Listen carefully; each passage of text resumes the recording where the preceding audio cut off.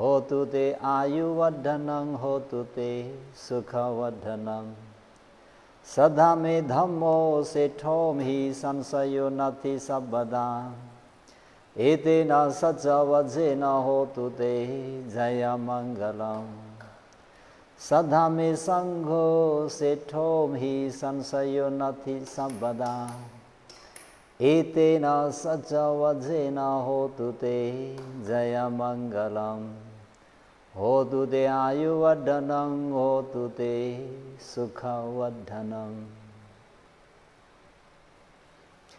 त्रिरत्नमा सादर वन्दना।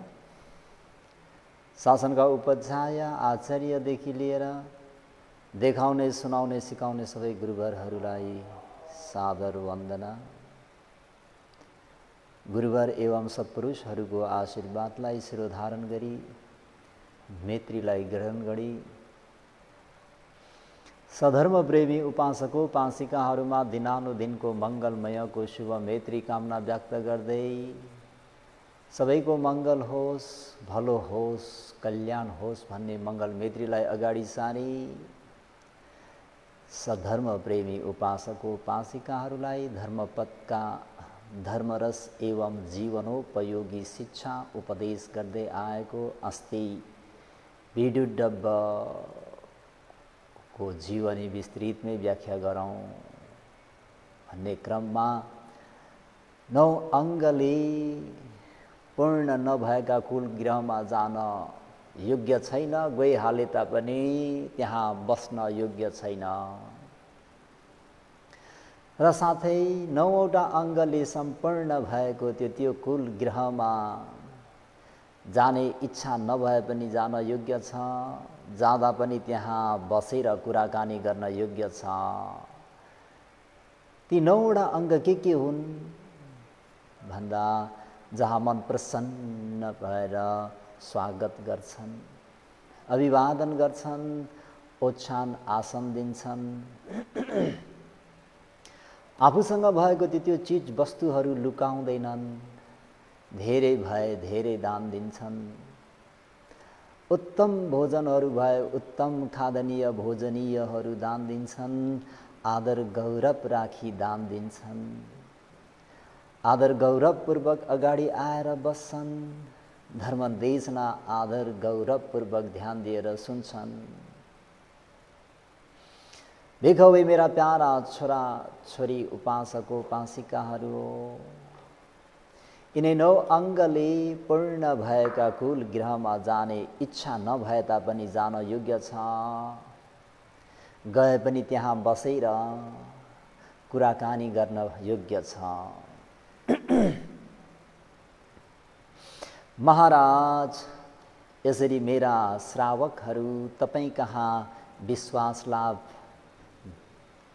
नभएर नगएका हुन सक्छन् भनेर भगवान शास्त्रले पहिलेका पण्डितहरू पनि आफूलाई विश्वास नभएको ठाउँमा राम्ररी सत्कार गरेर उपस्थान गर्दा पनि मरणसन्न भएको त्यो वेदनामा आफ्नो विश्वासीको जहाँ आफ्ना विश्वासी थिए त्यही ठाउँमा नै गए भनेर भगवान शास्त्रले यसरी आज्ञा गरी बक्सिदा कौशल नरेशले भगवन्ते भगवान कहिले भनेर यसरी सोध्ने गर्नुहुँदा भगवान शास्त्रले अतीतं आहारी भगवानले अतीतको त्यो घटना सुनाउनुहुन्छ।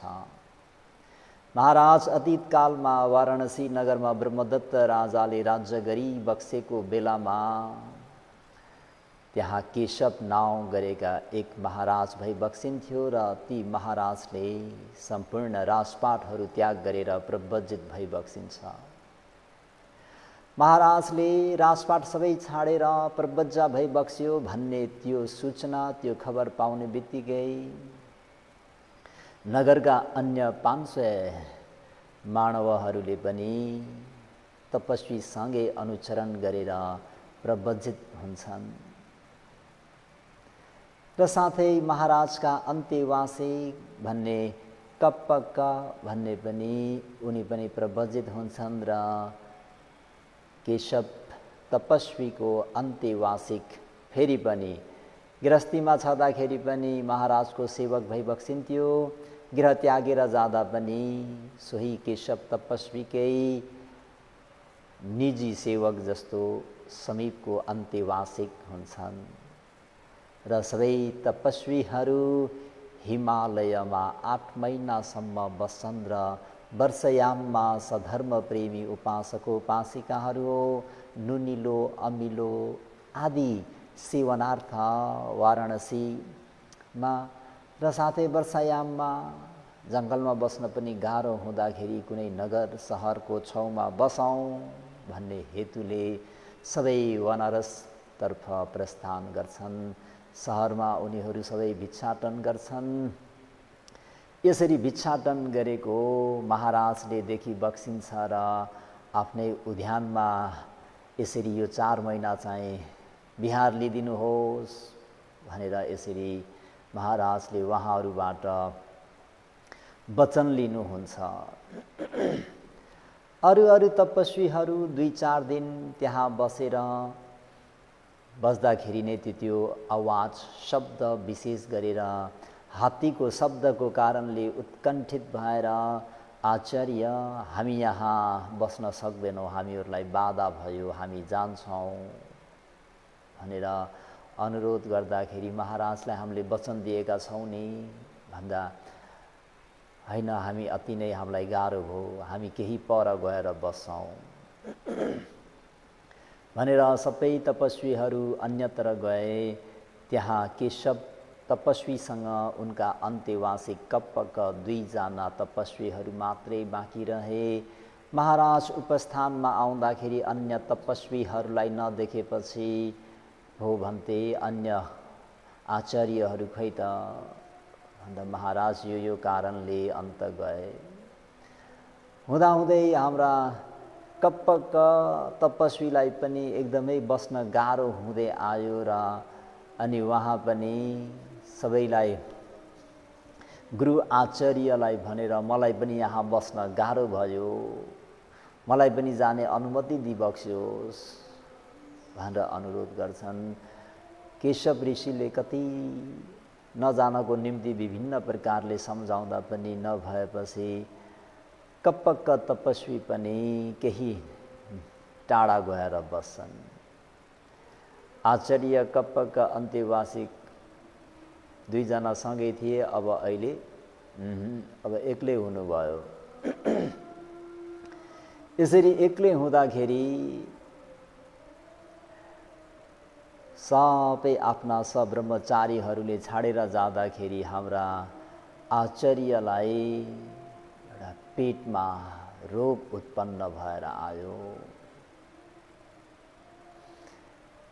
यसरी पेटमा रोग उत्पन्न भएर आएपछि त्यहाँ आचार्यलाई महाराजले आफ्नै राज वैद्य भनौँ, राज विशेषज्ञ डाक्टर ल्याएर उपचार गर्नुहुन्छ। यसरी उपचार गरे तापनि उहाँको त्यो रोग शान्त भएन। यसरी वैद्यलाई उपचार गर्न लगाए, रोग शान्त भएन। तपस्वीले भन्नुहुन्छ, हे महाराज, मेरो रोग शान्त पार्न चाहनुहुन्छ भन्थे, मेरो बस चल्ने हो भने अहिले नै तपाईलाई म स्वास्थ्य गरिदिन्थे, तर के गर्नु, मेरो अधीनमा छैन। महाराज, यदि मेरो रोग निको पार्ने इच्छा छ भने मलाई शिष्यहरू भएको ठाउँमा फर्काइदिनुहोस् भनेर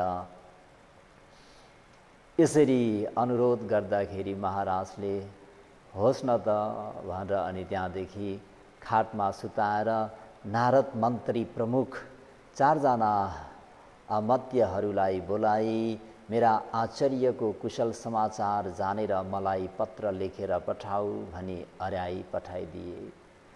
कप्पक शिष्यले आचार्य आउनुभयो भन्ने त्यो समाचार सुनेर उहाँलाई प्रत्युप्रस्थान गर्न लिनको निम्ति आए। आचार्यले अरू खै त भनी सोधेपछि फलानु ठाउँमा बसिरहेका छन् भनी उहाँले कप्पकले भने। अनि अन्यहरूले पनि सबैले आचार्य पाल्नुभयो भन्ने सुनेर आचार्यको निम्ति तातो पानी र फलाहारहरू सबै ठिकठाक पारे। ठिकठाक पार्दाखेरि आचार्य आइपुग्नुभयो, सबैले मृत्यु प्रस्थान गरे। तातो पानी फलाहार दिएपछि तत्कालमै केशव तपस्वीको त्यो रोग सबै शान्त भएर गयो। धेरै दिन नबित्दै बोधिसत्व केशव तपस्वीको शरीर सुवर्ण वर्ण भएर आयो। त्यो देखेर नारद मन्त्रीले ऋषिसँग यसरी प्रश्न गर्नुहुन्छ, सबै काम सम्पत्तिले समृद्धि भइरहेका, मानिसहरूका राजा मालिक भई बक्सेका महाराज कहाँ बस्न छाडेर हे केशव तपस्वी, तपाईले कप्पकको आश्रममा कसरी चाहिँ यसरी रमाइलो मानेर बस्न सक्नु भएको भन्दा बोधिसत्व तपस्वीले, हे नारद, यहाँ मलाई सुस्वादिष्ट र रमणीय मनोरम रुखहरू पनि धेरै छन्। कप्पकको फेरि त्यसमा पनि सुवासित वचनले यहाँ मेरो मन हलुका भएर म रमाएर बसेको छु। फेरि नारद आमत्यले सोध्नुहुन्छ, यसरी महाराज कहाँ बस्दाखेरि शुद्ध मांस माछा मासु चारैतिर राखी मार्सी चामलको भात भोजन गरेर अहिले हजुरले यहाँ नुन नभएको मकैको चामलको भात सेवन गरी कसरी तपाईलाई यहाँ सन्तोष लागेको, कसरी हजुर हाइसुक्ख यसरी बस्न सक्नुभयो।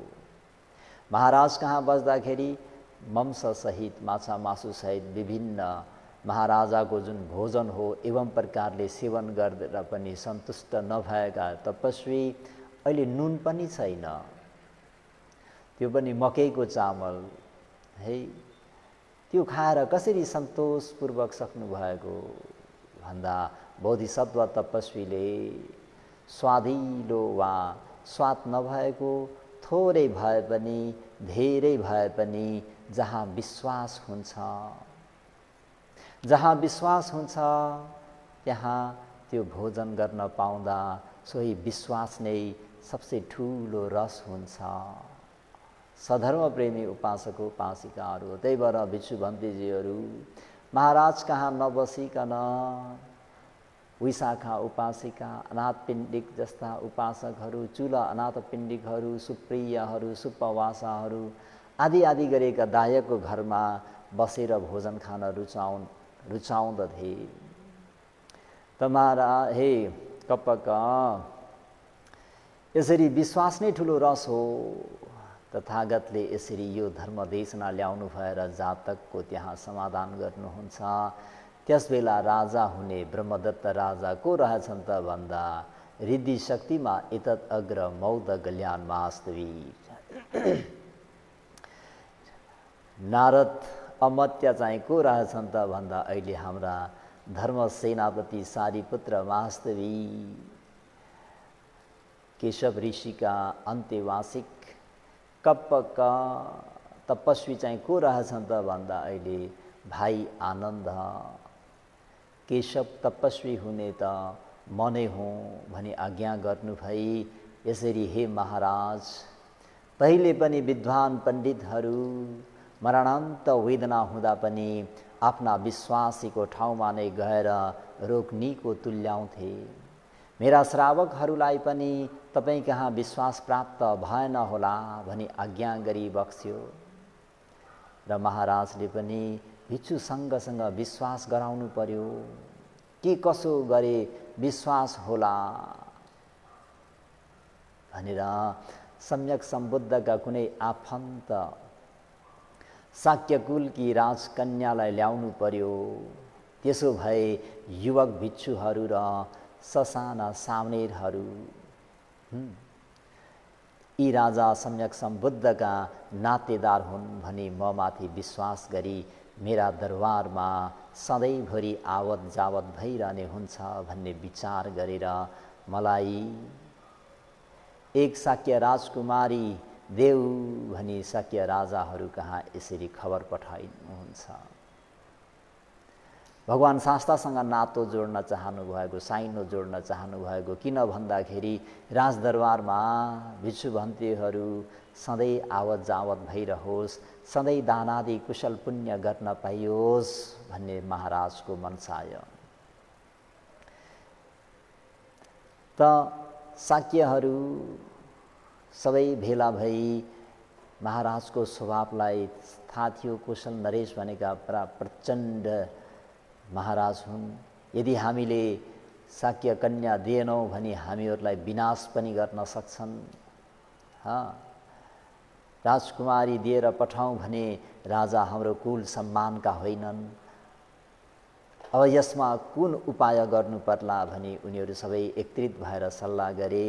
यसरी सल्लाह साउती गर्ने क्रममा महानाम शाक्यले यसरी चाहिँ उहाँहरूलाई सुझाव दिनुहुन्छ। मेरा नागमुण्ड नामकी दासीको तर्फबाट जन्मेकी वासव खत्तीय नामकी एक कन्या अत्यन्त सुन्दरी छिन्, उनैलाई पठाउनु पर्ला भन्ने सल्लाह गरी दूतहरूलाई भने। हुन्छ, हामीले कौशल महाराजलाई मेरी छोरी दिई पठाइँदैछौँ भनेर यसरी यहाँबाट चाहिँ कौशल नरेशले